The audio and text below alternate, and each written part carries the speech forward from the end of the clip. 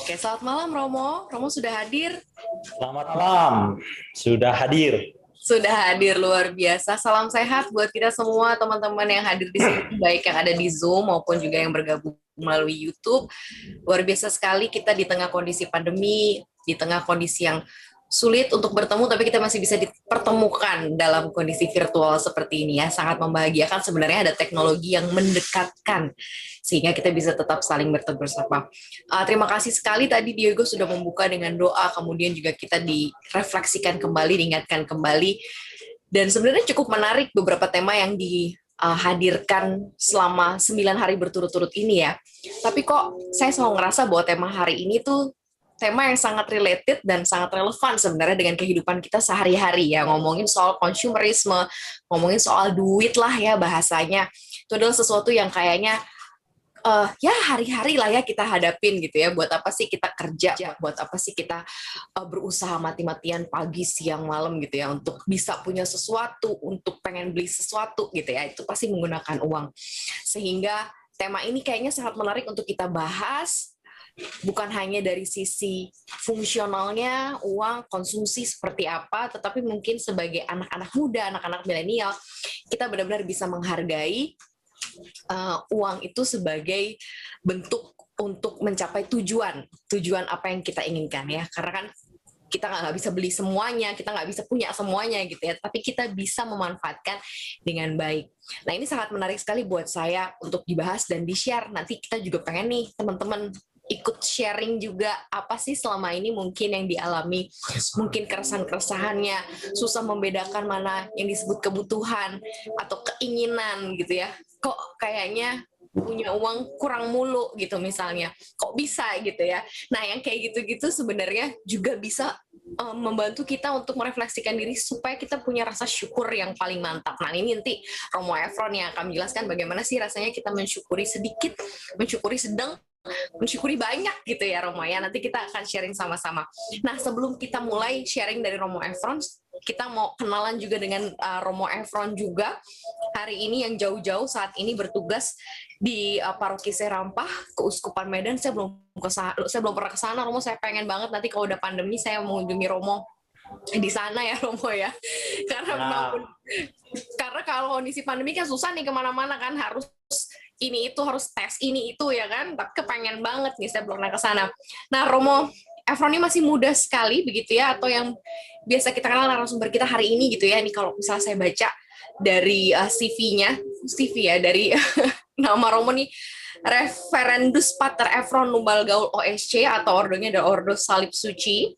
Beliau ini ternyata sudah menyelesaikan studi filsafat teologi di Unpar, kemudian kaul perdana di tahun 2008, dan kemudian melanjutkan lagi lulus S1 filsafat di tahun ini di kaul kekal juga dengan TOP di Paroki Santo Yosep Tebing Tinggi. Nah, kemudian juga ini tahun pastoralnya nih di Rumah Retret Pratista Bandung 2014. Kemudian diakonnya tabisan diakonnya tahun 2015 September, dan Agustus 2016 tabisan iman. Kemudian di 2017 tugas nih di Paroki Agats Papua ya Romo ya. Wow. Ya, Aduh, ini luar Papua. biasa pasti nih ceritanya seperti apa nih, akan berbeda sekali pasti.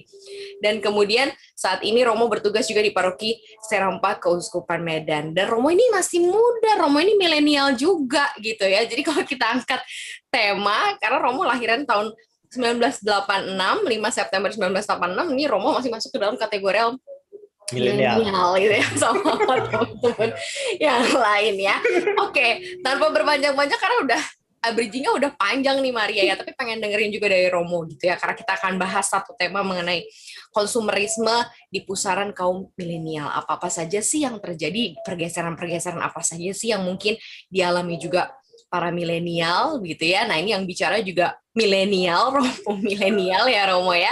Silahkan Romo, mungkin kita akan sharing apa saja begitu ya yang Romo punya, kemudian nanti kita akan sama-sama sharing session bersama.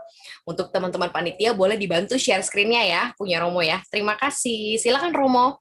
Siap. Ini udah mulai nih, Maria. Silakan Romo. Berarti saya langsung ke slide ini. Boleh diawali dulu Romo, mau cerita di sana gimana di Serampah, kondisinya, keadaannya seperti apa, Romo? Baik, Saya mau bicara kondisi di sini itu apa? Di Serampa memang amat sangat mengejutkan bagi saya ya, apalagi pandemik ini. Saya di Keuskupan Asmat dulu, Agats. Itu sekalipun zona hijau, tapi tetap jaga jarak dan apa namanya? Takut gitu ya dengan corona gitu ya. Tapi di sini itu saya terkejut ketika baru perayaan Misa pertama sekali di sini membludak gitu ya umatnya tanpa ada jaga jarak gitu ya. Serius Romo, rame berarti di sana ya? Anak-anak aja sampai ikut misa gitu ya. Nah, dan 2 minggu yang lalu saya pemberkatan nikah, semua umat ikut serta gitu ya. Wow.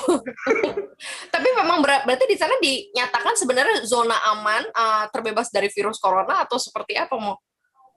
Antara ada dan tidak ada gitu ya. Hanya Tuhan yang tahu ya, Mo. Tapi aman-aman aja, Romo. Yang penting sehat-sehat saja begitu ya. Sampai sekarang setidaknya saya sehat lah. Tapi saya tidak tahu umatnya ya. Aduh. Puji Tuhan, mudah-mudahan semuanya sehat, Romo sehat, umat sehat ya, semua happy, bahagia. Nah, kita bicara mengenai konsumerisme sebagai gaya hidup generasi milenial nih. Mungkin kan Romo udah berbeda-beda tuh pindah-pindah tempat lah, setidaknya Romo tahu lah ya bagaimana nilai-nilai konsumsi di masing-masing daerah ya, udah di Bandung, udah di Papua, sekarang ada di Medan. Nah, ini apa sih yang sangat terasa atau perbedaan yang sangat terasa mungkin kalau berdasarkan pengamatannya Romo ya?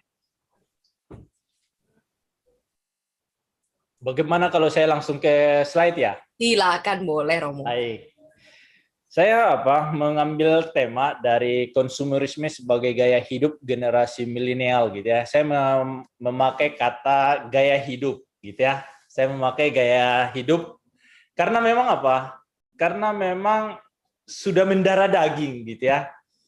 Jadi konsumerisme itu sebenarnya sudah mendarah daging bagi generasi milenial gitu ya. Bukan sesuatu yang asing lagi, tapi sudah menyatu ya.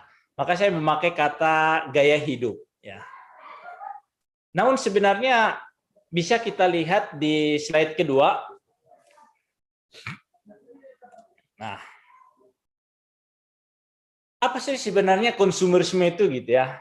Jadi konsumerisme itu berasal dari bahasa Latin yang asal katanya itu consumere ya. Consume, sumsi, sumtum yang artinya menghabiskan, memakai sampai habis. Atau bisa juga memboroskan, ya, menghambur-hamburkan dan menggerogoti sampai habis. Ya, saya lebih cenderung sebenarnya dengan kata menggerogoti sampai habis gitu ya. Artinya sedikit-sedikit gitu ya sampai habis. Nah, dari kata konsumer ini lahirlah kata konsumen yang berarti pemakai, orang yang menghabiskan, ya. Lantas muncul kata konsumsi, sesuatu yang dimakan. Kemudian muncul kata konsumerisme, ya, pikiran, mentalitas mau menghabiskan, memboroskan, ya. Nah, pada akhirnya konsumerisme itu menjadi sebuah gaya hidup untuk menghabiskan demi kebahagiaan sendiri. Nah, di sini yang mulai muncul masalah, ya. Menghabiskan demi kebahagiaan diri sendiri, ya. Jadi fokusnya itu adalah diri sendiri. Itu.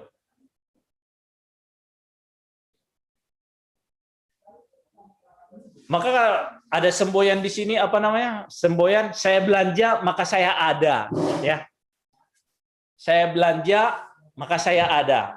Itu kalau generasi milenial mengatakan I love shopping gitu ya. Jadi seakan-akan kalau buku tidak shopping satu hari itu itu seperti tidak hidup gitu ya. Betul, Romo. Mungkin bisa ke slide berikutnya. Nah, lantas siapa itu generasi milenial gitu ya? Siapa itu generasi milenial? Sebenarnya ada pengelompokan terkait dengan generasi manusia ya yang diawali oleh sosiolog yang Amerika Serikat Carl Mannheim ya. Itu diawali dengan terbitnya bukunya pada tahun 1923 yang berjudul The Problem If Generation, ya, The Problem If Generation. Nah, dari buku itu para sosiolog Amerika itu memunculkan beberapa kelompok generasi, ya. Ada generasi era depresi, ada generasi Perang Dunia Pertama, ada generasi pasca Dunia Perang Kedua, kemudian ada generasi baby boomer, ada generasi X, generasi Y, generasi Z, dan yang terakhir generasi Alpha. Sekarang sudah mulai dimasukkan generasi Alpha yang lahir di sekitaran tahun 2010 sampai 2025 nanti yang akan datang. Ya. Nah, generasi milenial ini juga masih diperdebatkan karena ada yang memisahkan generasi X dengan Z. Tapi ada juga yang menyatukan generasi Y dengan generasi Z menjadi generasi milenial. Maka mana yang betul kita nikmati saja gitu ya. Yang jelas generasi milenial itu mereka yang lahir di tahun 1980 hingga di tahun 2000. Kalau seandainya digabung dengan generasi Z, maka dia sampai 2010. Ya. Jadi yang mereka yang lahir di tahun 2010 masih generasi milenial, ya. Ciri-ciri dari generasi milenial adalah mereka yang akrab dengan gadget, gitu ya. Kemudian egois atau fokus kepada diri sendiri, ya, fokus pada diri sendiri. Tapi anehnya ini juga sangat mengejutkan bagi saya. Generasi milenial itu ternyata peduli pada lingkungan. Ini amat sangat mengejutkan bagi saya. Ya, maka ada banyak gerakan-gerakan yang peduli pada lingkungan memang diprakarsai oleh generasi milenial gitu ya, dengan berbagai iklan yang muncul kita lihat sendiri gitu ya. Berikutnya adalah harga diri yang tinggi karena standar hidup memang sudah tinggi gitu ya. Jadi generasi milenial ini adalah yang memiliki harga diri tinggi ya, standar apa ya? Standar hidup, standar kesuksesannya itu sudah tinggi gitu ya. Jadi orang-orang ini adalah orang-orang yang mudah tersinggung gitu ya. Apa namanya?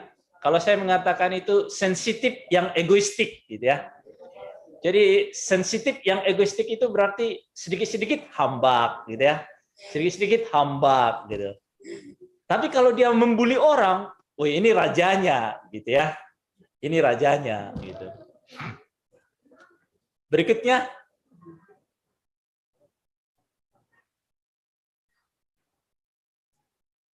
baik. Berikutnya adalah setelah kita tahu apa itu konsumerisme, siapa itu generasi milenial. Lantas kita sekarang, saya selalu memakai kata realitas pasar, ya, realitas dunia. Karena saya melihat bahwa dunia ini adalah pasar, ya. Karena setiap sudut dari dunia ini selalu menawarkan sesuatu yang baru bagi kita. Maka saya lebih cenderung memakai realitas pasar, ya. Berikutnya. Nah, pasar selalu menawarkan produk baru. Entah itu dibutuhkan atau tidak, pasar itu selalu memberikan produk baru, ya. Entah itu dibutuhkan oleh konsumen, yang penting pasar selalu melahirkan produk-produk baru. Dan produk baru merupakan sebuah jawaban terhadap permintaan pasar. Oleh karena itu, pasar mendukung konsumerisme sebagai gaya hidup karena akan selalu menawarkan segala jenis barang. Pasar dunia menawarkan kenikmatan dan kemewahan. Ya. Itu. Pertanyaannya adalah, apakah yang ditawarkan dunia, ditawarkan pasar itu dibutuhkan atau tidak? Tunggu dulu, ya. Yang penting saya belanja dulu, ya. Apakah itu dibutuhkan di rumah atau tidak, atau untuk diri saya sendiri? Ya tunggu dulu. Yang penting saya beli. Karena apa? Karena tadi I love shopping, gitu ya. Saya belanja saya belanja maka saya ada, ya. Saya belanja maka saya ada. Kalau saya tidak belanja, seakan-akan hidup saya itu sudah mati gitu ya. Saya tidak dikenal oleh orang lain. Nah, ini ada penelitian gitu ya. Penelitian yang mungkin bisa kita pelajari bersama. Belanja orang Indonesia ya, pengeluaran individu. Kebiasaan masyarakat Indonesia dalam menghabiskan uang ya. Jadi dalam grafik ini kita lihat bahwa penghasilan seorang masyarakat Indonesia itu lebih banyak untuk makanan dan minuman ya. Itu sebanyak 24% ya. Baru yang berikutnya itu untuk keperluan rumah ya, sewa, listrik dan air gitu ya. Kemudian pakaian dan hiburan gitu ya. Tapi yang lebih banyak itu cenderung kepada makanan dan minuman ya. Berikutnya. Nah, ini alasan orang Indonesia tidak punya rekening. Ini entah fakta atau data, saya juga tidak tahu gitu ya. Alasan orang Indonesia tak punya rekening bank, ya. 42% itu tak punya uang cukup, ya, tak punya cukup uang, ya. Dan berikutnya itu lokasi yang terlalu jauh, ya, lokasi yang terlalu jauh. Berikutnya itu biaya yang terlalu mahal, ya, dan seterusnya. Ada yang 17%, ada yang 15%, dan yang 3% itu adalah alasan keagamaan. Ini mungkin para pastor dan biarawan-biarawati gitu ya, karena tidak punya rekening gitu ya. Itu alasan keagamaan. Next, ini fakta dan data. Ya, generasi milenial berpotensi jadi gelandangan. Ya. Nah, di sini dikatakan generasi yang lahir antara tahun 82 sampai 95 itu generasi milenial gitu ya.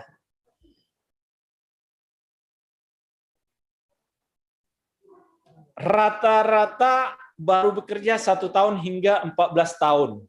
Rata-rata gaji di bawah 10 juta. Slide-nya sebelumnya, slide yang sebelumnya, oke. Silakan Romo. Kabur ya. Dia kabur dia. Ya. Jadi generasi milenial berpotensi jadi gelandangan, ya. Rata-rata baru bekerja 1 tahun hingga 14 tahun.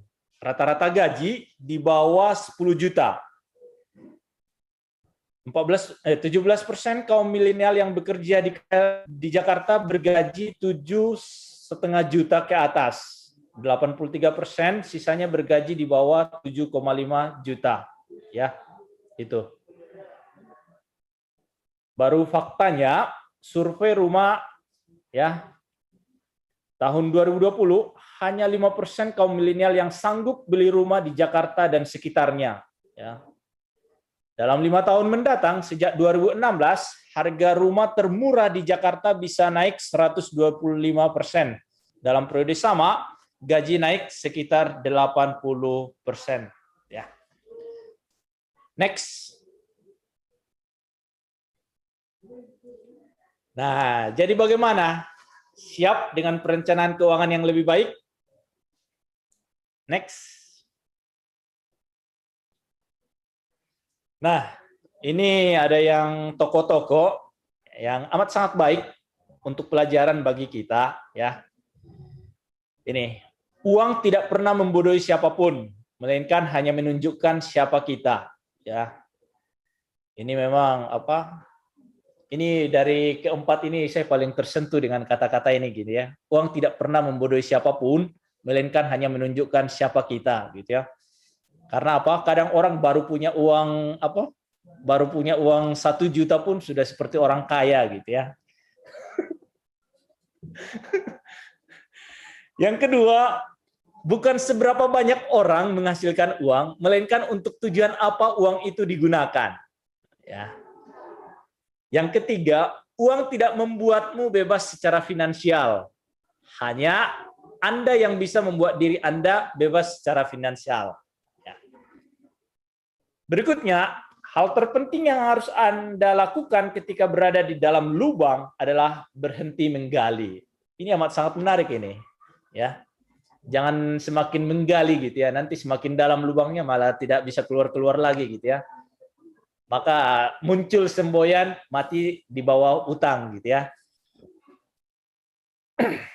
Next. Ini yang penting kita perhatikan, kebutuhan hidup manusia ya. Ada hidup ya, living, saving, playing ya. Living itu konsumsi, kebutuhan rumah tangga, transportasi ya. Saving itu tabungan, dana darurat, investasi dan asuransi. Ini kebutuhan ya. Ini kebutuhan maka harus dipenuhi. Penting. Karena kita bukan hanya hidup untuk saat ini, tapi di masa yang akan datang. Ya, maka ini kebutuhan. Tapi playing, gitu ya, liburan, nongkrong, jalan-jalan, gitu ya. Apalagi sekarang kafe-kafe lagi menjamur, gitu ya. Maka ini keinginan. Maka kita bisa belajar, gitu ya. Apakah saya harus berliburan, ataukah saya tetap di rumah, gitu ya. Ingat, setiap kali keluar rumah pasti kita akan mengeluarkan biaya, gitu ya. Jadi kalau tidak mau keluar biaya ya tinggallah di rumah, gitu ya. Tapi jangan sembunyi juga di rumah terus, gitu. Next. Nah, ini 5 pos penting perencanaan keuangan, ya, pendapatan bulanan. Jadi ini hanya untuk sebagai anjuran saja. Pendapatan bulanan itu dibagi dalam 5 pos ini.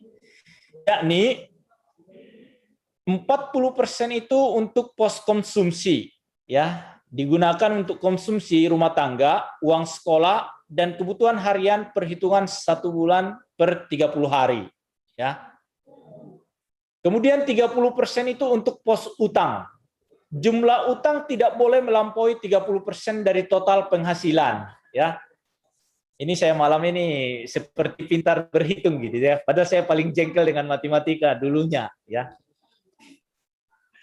Pos yang ketiga itu adalah pos masa depan. Ya, 15% sisihkan 15% di awal untuk alokasi pos masa depan seperti tabungan, investasi dan lain-lain. 10% digunakan untuk pos gaya hidup. Nah, kalau ini yang apa? Yang perempuan-perempuan semangat mendengarkan ini gitu ya. Karena 10% ini digunakan untuk hiburan dan waktu untuk saya gitu ya, diri sendiri. Ini pos gaya hidup gitu ya. Ini sudah termasuk beli make up, lipstick gitu ya. Terus 5% itu untuk pos sosial ya, beramal. Nah, maka mari kita lihat untuk berikutnya. Nah, kita buat salah satu contoh seperti ini. Penghasilan 10 juta, ya. Maka pos pertama itu pos konsumsi 40%, pos kebutuhan sekitar 4 juta, ya. 30% untuk pos utang, maka sekitar 3 juta. 15% untuk pos masa depan sekitar 1,5 juta. Ini sama dengan uang saku saya gitu ya. Oh, berarti kalau saya 15% ini pos masa depannya tidak tahu berapa lagi itu. 10% itu pos gaya hidup ya, 1 juta. Ya, dan 5% itu pos amal sekitar 500 ya. Itu sebagai contoh. Ya. Next. Nah, kalau alokasi budgetnya untuk gaji 8 juta, maka perkiranya seperti ini. Ya. Silahkan diamati, ya, diperhatikan. Ya. Next.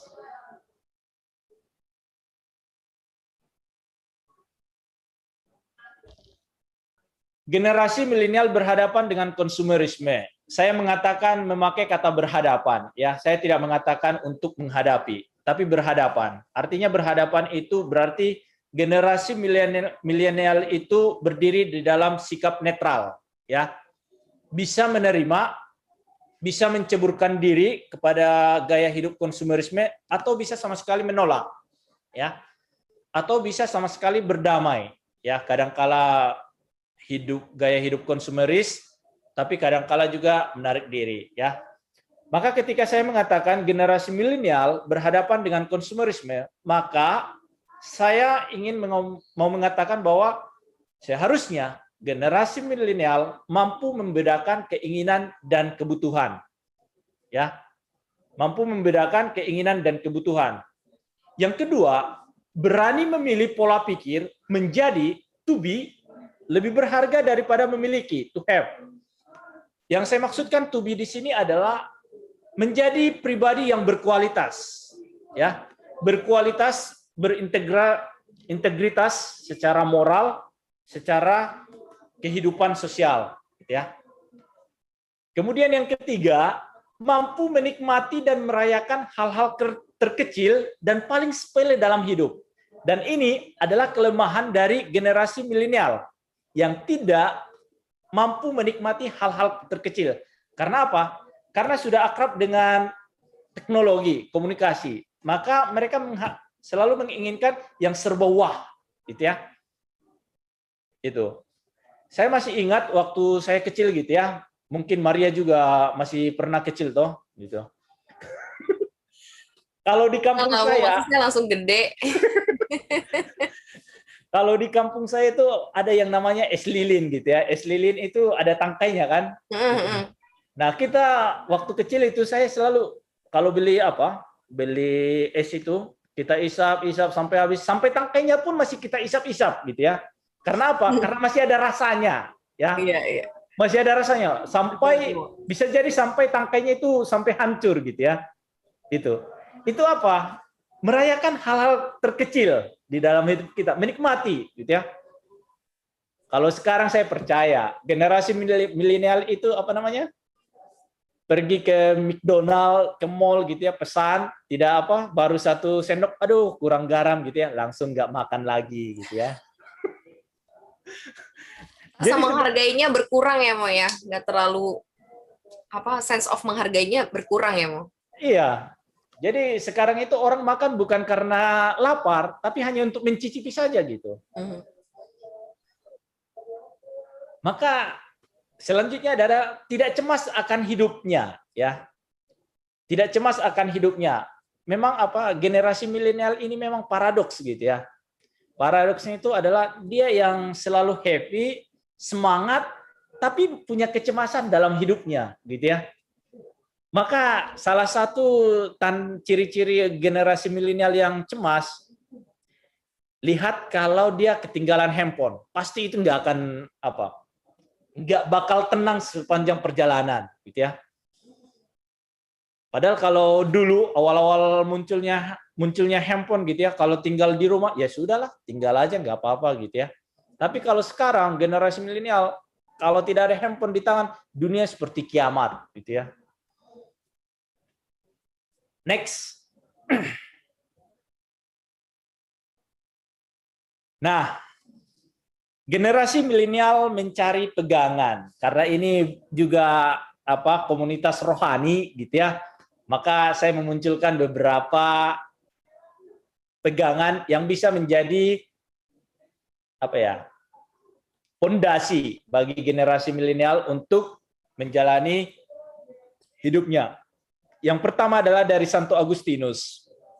Agustinus itu berkata begini, "Do not go outward, return within yourself, in the inward man dwells trust," gitu ya. Jangan pergi keluar, ya, tapi kembalilah ke dalam dirimu, dan di sana engkau akan menemukan kebenaran sejati, ya. Atau dari Santa Teresa dari Yesus, ya. Atau dari Santa Teresa dari Yesus, dia mengatakan begini, jangan terganggu oleh apapun, jangan dikejutkan oleh apapun, segalanya akan lewat. Allah tidak berubah. Bila kau sabar, segalanya dapat tercapai. Barang siapa memiliki Allah, segalanya mungkin. Allah saja cukup. Ya. Next. Nah, atau Santa Teresa dari kanak-kanak Yesus yang berkata, berpasrah penuh. Belas kasih Allah adalah kekuatan kita. Atau yang berikutnya adalah apa yang dikatakan oleh Bapak Paus Fransiskus, ya. Kalau dengan menimbun barang-barang itu, Anda mengatakan bahwa Anda kaya, Anda terjamin, dan tidak memerlukan apa-apa lagi, Anda tidak tahu bahwa sebenarnya Anda adalah orang yang melarat, malang, miskin, buta, dan telanjang. Ya. Ini amat sangat menarik juga apa yang dikatakan oleh Paus Fransiskus ini. Bisa jadi menjadi pegangan bagi kita. Maria, itu slide saya sudah habis. Oke, Romo. Wah, luar biasa sekali Romo sharingnya. Mungkin ada teman-teman di sini yang punya pengalaman hidup, yang punya sharing, atau mungkin merasa kebingungan gitu ya dengan apa yang dialami saat ini. Nah, ini bisa mungkin sharing, karena tadi kalau misal beberapa yang saya note dari apa yang Romo sampaikan, ternyata secara keseluruhan, kita itu boleh loh menikmati sesuatu dalam hidup kita, boleh loh melakukan apapun terhadap uang yang kita miliki, asal uangnya sesuai dengan tujuan. Jadi, ada nih tujuannya memang untuk pos-pos tertentu, emang untuk dikonsumsi, dan untuk ditabung, dan untuk disumbangkan misalnya, atau untuk pos masa depan. Tadi sudah ditulis juga oleh Romo, juga sudah disampaikan oleh Romo ya. Yang jelas setiap pendapatan yang kita miliki itu ada pos dan tujuannya, dan ternyata itu tadi juga sudah di note semua nih sama Romo. Dan kalau tadi kita mundur ke belakang juga menarik nih, mau kalau kita bilang kalau kita sedikit merefleksikan ya, bahwa kita tuh hanya boleh mengkonsumsi sekian puluh persen, terlalu itu 40% dari total penghasilan kita. Nah, berarti di sini teman-teman yang mungkin merasa bahwa pengeluarannya lebih dari itu atau konsumsinya lebih dari itu, berarti sudah bisa masuk ke dalam kategori dalam tanda kutip itu adalah konsumtif ya, mungkin masuk ke konsumerisme, kemudian masuk ke sifat yang konsumtif yang terlalu banyak menghambur-hamburkan uang. Nah, sebenarnya saya mau tanya nih, kalau di era sekarang, millennials, ada yang bilang sebenarnya coronials, jadi anak-anak lahiran corona, jadi coronials gitu ya. Jadi yang harus melewati masa-masa dan fase hidupnya di momen masa pandemi corona yang gak mudah pastinya. Banyak yang mengatakan gini, ya kenapa sih duit-duit gue, duit-duit saya, ya biarin aja gitu kan. Ada istilah-istilah nih kayak, kan hidup cuma sekali nih, you only live once katanya, cuma hidup sekali, ya udah nikmatin aja, ribet banget gitu, rezeki kan udah ada yang ngatur. Nah, bagaimana asumsi-asumsi ini, asumsi-asumsi yang muncul kayak gini nih, untuk selalu berkali-kali membenarkan segala tindak tanduk perbuatan yang sebenarnya sudah berlebihan. Nah, seperti apa nih, Mo? Memang kita tidak menyalahkan gitu ya. Itu kan uang kamu bebas menggunakan gitu kan. Tetapi yang menjadi masalah adalah ketika kamu tidak lagi mampu membedakan keinginan dan kebutuhan. Itu. Jadi kita tidak pernah rese dengan kehidupan kamu gitu ya. Tetapi ketika kamu sudah tidak bisa membedakan keinginan dan kebutuhan, di situ kamu yang pada titik itu ya, pada titik itu secara secara kamu kemanusiaan itu kamu tidak peka dengan orang lain. Ingat, kita hidup bersama orang lain, bukan diri kita sendiri gitu. Maka Paus Fransiskus itu selalu mengatakan stop dengan pola hidup konsumerisme dengan tujuan peka dengan orang di sekitar kita gitu. Contoh, masa sih kamu Maria belanja sebegitu banyaknya ya, kamu beli di mall gitu ya, sementara tetanggamu tidak punya apa-apa, gitu ya. Jadi dibawanya ke sana ya. Kita tidak pernah melarang bahwa ya kamu udah kerja, ya pantas dong kamu memakai hasil jeripaya kamu, hasil keringat kamu untuk kenikmatan kamu gitu ya. Tapi ingat, sesuatu yang kamu belanjakan untuk dirimu, kebahagiaan kamu sendiri, ingat loh, kebahagiaan kamu sendiri loh. Disitulah titik salahnya gitu. Maka tadi kan yang kita baca itu pos penting itu, 5 pos penting itu kan ada di situ beramal gitu. Kalau sampai kamu melupakan orang lain demi kebahagiaan kamu sendiri. Nah, di situ yang menjadi masalah. Gitu. Begitu, ya. Maria. Jadi kalau mau punya apa-apa atau pengen punya apa-apa harus diukur-ukur juga ya, Mo ya, dilihat juga ya. Sudah pos-posnya sudah masuk semua, belum termasuk pos amal. Nah, ini ada yang pertanyaan juga nih, Mo, dari PDM Jakarta. Nah, kalau di Kristen Protestan kan biasanya kita kenal ada perpuluhan tuh. Dan memang itu ada kewajiban. Nah, kalau di gereja Katolik nih seperti apa? Kewajiban kita supaya ini mengarahkan kita kepada pos amal itu tadi ya, karena kan mungkin kalau dulu kan di misa suka ada kolekte ya, mau nggak mau ya mau nyemplung gitu ya. Kalau sekarang kan karena misanya online kan, jadi mungkin agak-agak aduh bingung ya mau masukin kemana nih, online aja gerejanya beda-beda tiap minggu kan ikut online misanya. Ini seperti apa nih, mau gambaran dan pandangan ini juga, ini edukasi juga nih, pengetahuan juga nih buat saya nih, mau seperti apa mau?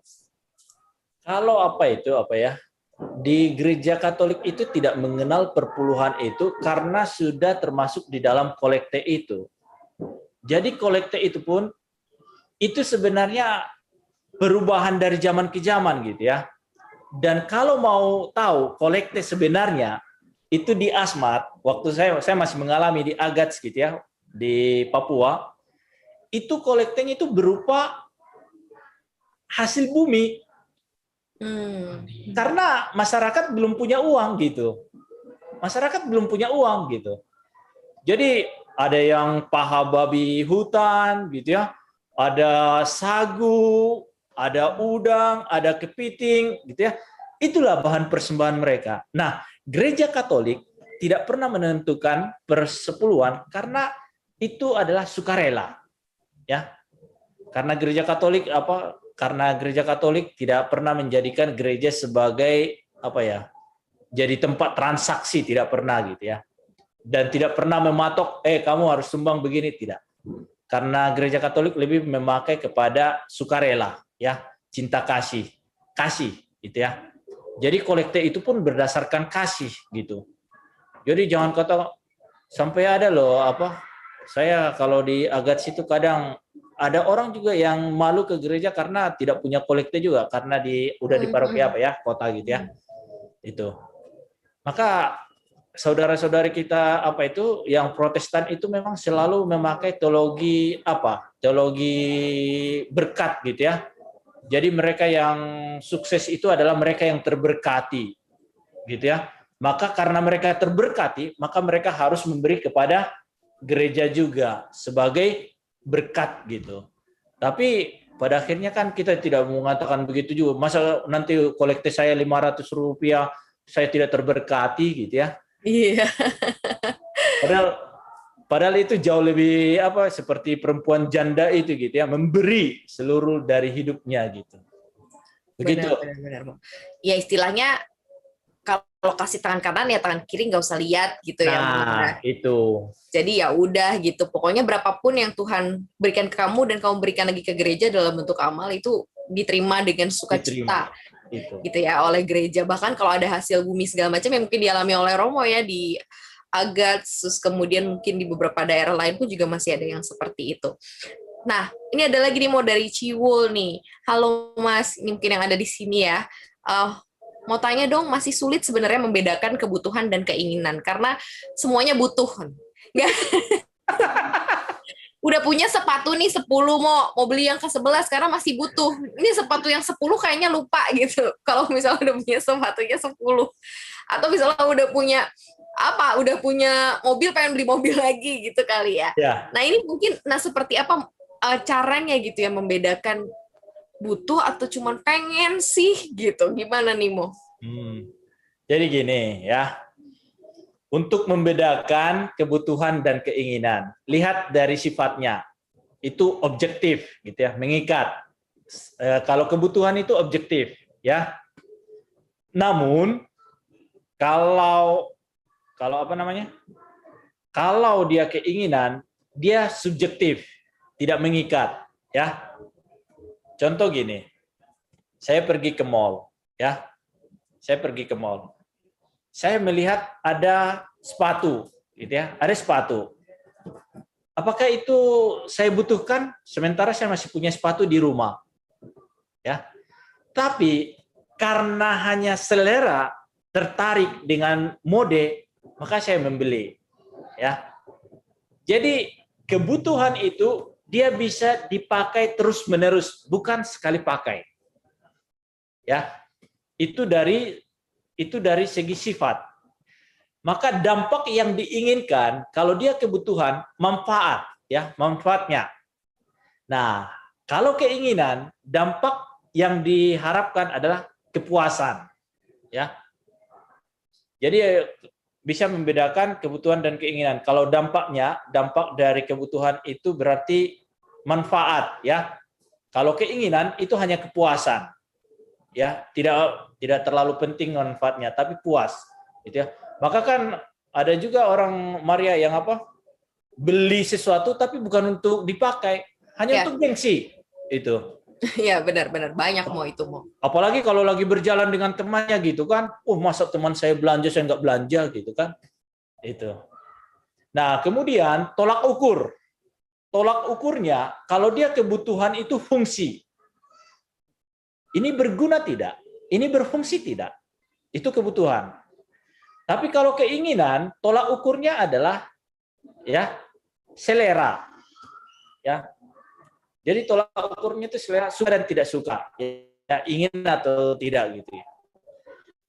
Nah itu Maria yang bisa membantu untuk membedakan gitu ya. Tapi dari yang ketiga itu lebih baik kepada manfaat gitu ya dan kegunaan itu untuk membedakan kebutuhan dan keinginan.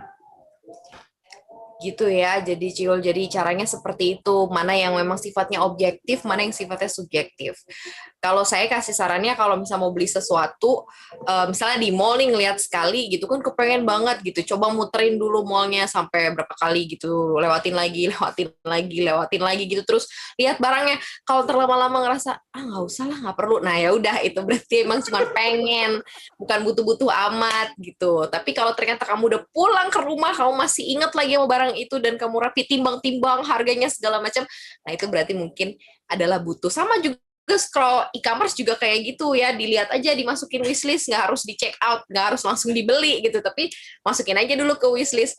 Kalau itu sampai sudah terlupakan seminggu 2 minggu, berarti cuma pengen doang, kayak gitu ya caranya ya. Soalnya kan anak-anak sekarang nggak ke mall, bisa belanja online soalnya Oh gitu. iya. Jadi alasan-alasannya banyak ya. Nah ini juga ada nih dari Helmut nih, istilah yang aku rasa relevan, katanya kondisinya relevan pada kaum milenial saat ini adalah FOMO. FOMO itu gini, fear of missing out. Jadi takut ketinggalan. Jadi kalau misalnya teman-temannya udah punya, dia kepengen punya juga. Dan itu dorongan alam bawah sadar gitu, kayak takut ketinggalan, harus ikut katanya. Dan ini benar-benar susah banget untuk dilawan. Nah, di era masa milenial nih, takut ketinggalan, takut nggak ikut tren itu menjadi salah satu yang beban dalam sosial pergaulan juga. Nah, hal-hal yang kayak gini gimana nih, Mona? Sementara kalau yang namanya FOMO ini udah nggak kenal nominal gitu, jadi kadang-kadang udah nggak masuk akal gitu. Udah di luar dari batas normal lah. Nah, ini yang biasanya sangat menjebak kondisi milenial yang akhirnya harus nggak punya tabungan, mungkin ya, terlibat utang mungkin bisa jadi gitu, dan kemudian bisa jadi mereka mencoba menghalalkan segala cara supaya bisa ikut tren ini gitu, termasuk utang kredit online dan lain-lain gitu ya. Itu paling bahaya banget, dan ujung-ujungnya ya itu menyepelekan yang harusnya mereka miliki gitu. Misalnya kayak rumah, mereka nggak pikiran rumah, pokoknya mereka mikir buat hari ini aja, hari ini dan besok gitu. Nah ini yang kayak gini-gini gimana nih, Mo? Nah itu yang tadi saya katakan itu di dalam slide yang tentang generasi milenial berhadapan dengan konsumerisme gitu ya. Jadi berani memilih pola pikir menjadi, to be, daripada to have, memiliki gitu ya. Jadi lebih memilih pola pikir memiliki daripada to have gitu. Kenapa? Ya. Lebih baik mengarahkan pandangan kepada to be, menjadi orang yang berkualitas, itu ya, menjadi orang yang berkualitas ketimbang daripada yang memiliki, ya.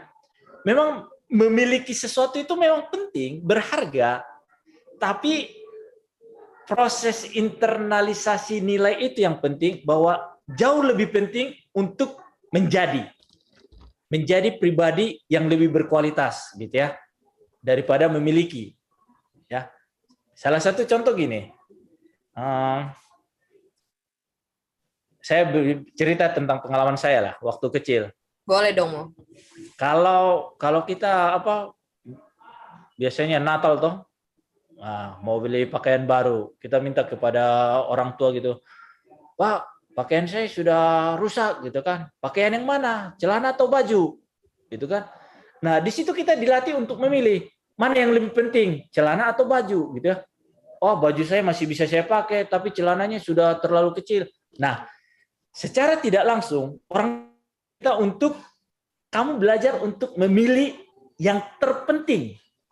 Ya, yang terpenting di dalam hidupmu. Kamu mau celana atau baju. Jadi tidak bisa dua-duanya. Gitu ya. Nah, persis seperti itu Maria. Memang itu yang tadi saya katakan kecemasan gitu ya. Kecemasan amat sangat kuat di generasi milenial ya. Karena kecemasan eksistensi. Ya. Karena bagaimanapun generasi milenial itu adalah zaman-zamannya pengen diakui.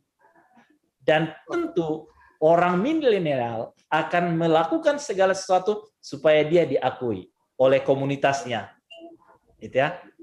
Maka itu yang saya katakan memang sebuah latihan Maria untuk melatih pola pikir menjadi itu gitu ya, menjadi pribadi yang lebih berkualitas daripada saya to have gitu ya, memiliki, berlomba untuk memiliki gitu ya. Itu. Sama seperti Maria gitu kan. Saya sangat yakin sekali itu di lemari pakaiannya Maria itu ada banyak sekali jenis pakaian gitu ya. Tapi saya amat sangat percaya juga bahwa semua pakaian itu belum tentu pernah dipakai oleh Maria. Betul. Itu. Dan pada akhirnya apa? Jadi pajangan gitu ya. Nah. Benar, saya juga melalui masa itu, masa pertobatan itu.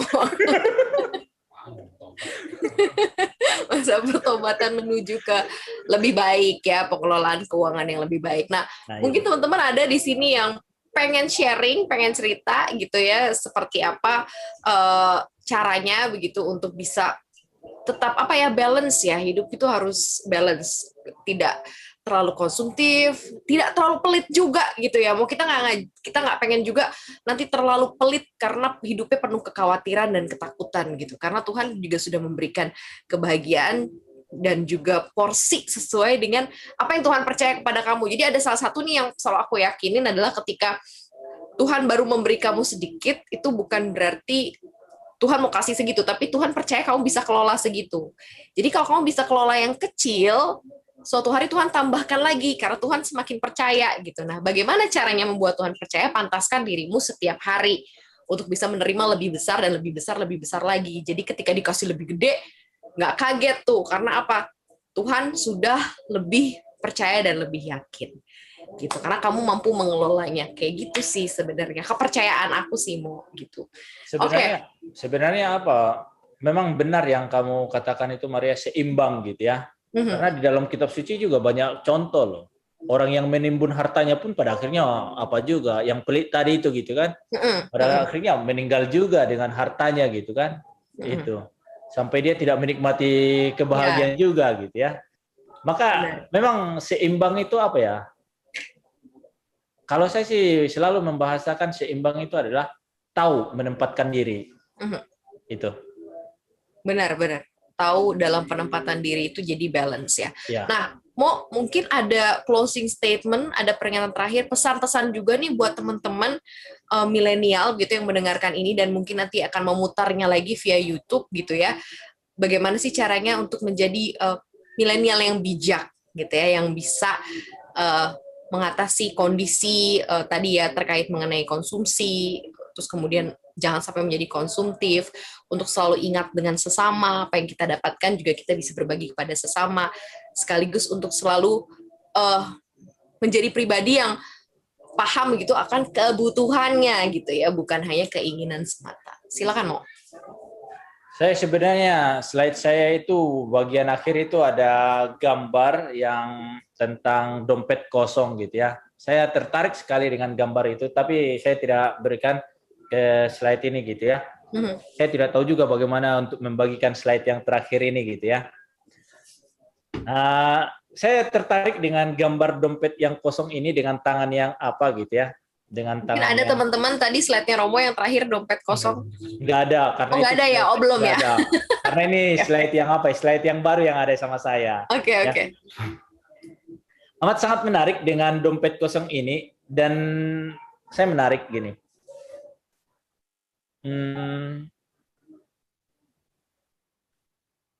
Love everything. Ya, cintai segala sesuatu. Dan ketika kamu berani mencintai segala sesuatu pada porsinya, kamu tidak akan membutuhkan segala sesuatu lagi. Ya. Jadi kalau kamu mengharapkan, Maria, kamu bingung juga, Maria, saya juga bingung gitu ya. Tapi saya mau mengatakan gini, Maria, cintai segala sesuatu. Dan di saat kamu mencintai segala sesuatu, pada saat yang sama, kamu tidak akan membutuhkan segala sesuatu lagi. Karena sudah tercukupi gitu ya, Mo ya? Ya. Oke. Ya. Bener sih, bener, Mo. Wah, itu coba tadi gambarnya di-sharing tuh tadi, Mo. Yang terakhir. Itu menyimpulkan yang kamu katakan itu balance, ya. Saya balance itu gitu ya. Artinya apa? Kamu tidak pelit, tapi kamu tidak boros juga. Maka saya mengatakan gini, kamu pelit karena kamu tidak menikmati. Kamu boros karena kamu tidak menikmati. Iya, betul. Maka cintai segala sesuatu, dan pada saat yang sama kamu tidak akan membutuhkan segala sesuatu lagi. Seni menikmati hidup. Setuju banget, itu setuju banget tuh ya, caranya untuk menikmati hidup. Tandanya adalah cintai segala sesuatu tuh yang kita miliki, nggak usah dicari-cari lagi gitu ya, sampai kita ngerasa bahwa kita nggak butuh apa-apa lagi karena memang ini sudah dicukupkan semuanya gitu. Dan itu proses sih, Mo ya. Itu memang proses, nggak sekali jadi loh. Bener, Mo, bener. Itu proses banget sih, itu kayaknya harus bener-bener coba diresapi ya, karena jiwa manusianya kan masih banyak nih, Mo nih, kita kan masih bener-bener kemanusiaannya, kedagingannya masih cukup tinggi nih, jadi masih kadang masih ikutin keinginan nih. Nah, mungkin satu lagi nih jawab dari Fanny nih, mungkin Fanny PDM nih, Romo Efron, ada tips nggak sih buat kita semua katanya untuk belajar menjadi pengusaha yang handal dan sukses? Ini seperti apa? Mungkin harus dari mentalnya dulu ya, pengusaha yang handal dan juga sukses. Atau mungkin ada doa khusus, Mo, biar bisa fokus menjadi pengusaha yang handal dan sukses. Kalau saya mengatakan begini, tips untuk menjadi pengusaha yang handal dan sukses adalah selalu belajar untuk melihat peluang. Dan berani loh. Berani keluar dari zona nyaman dan memulai. Benar. Kamu bisa melihat peluang, tapi kalau kamu tidak berani melangkah, sama saja. Yes. Dan di sini, di dalam situasi seperti ini, corona ini, ya, sebenarnya gini loh, Maria. Orang mengira kalau corona itu membuat kita diam. Ternyata tidak loh. Seharusnya corona membuat kita bergerak, bekerja, dan ketika corona sudah hilang, kita sudah mulai berjalan. Ya. Karena apa? Jangan sampai nanti setelah selesai corona kita malah merangkak gitu ya, orang sudah terbang gitu.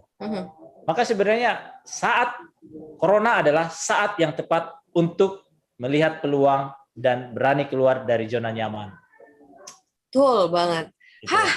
Benar sekali itu yang disampaikan Romo ya, bukan hanya menjadi pengusaha yang handal yang sukses, tapi orang yang bisa survive gitu ya, melewati ini semua adalah orang yang bisa melihat sejumlah peluang dan pasti keluar dari zona nyaman. Itu susah tuh keluar dari zona nyaman ya kan.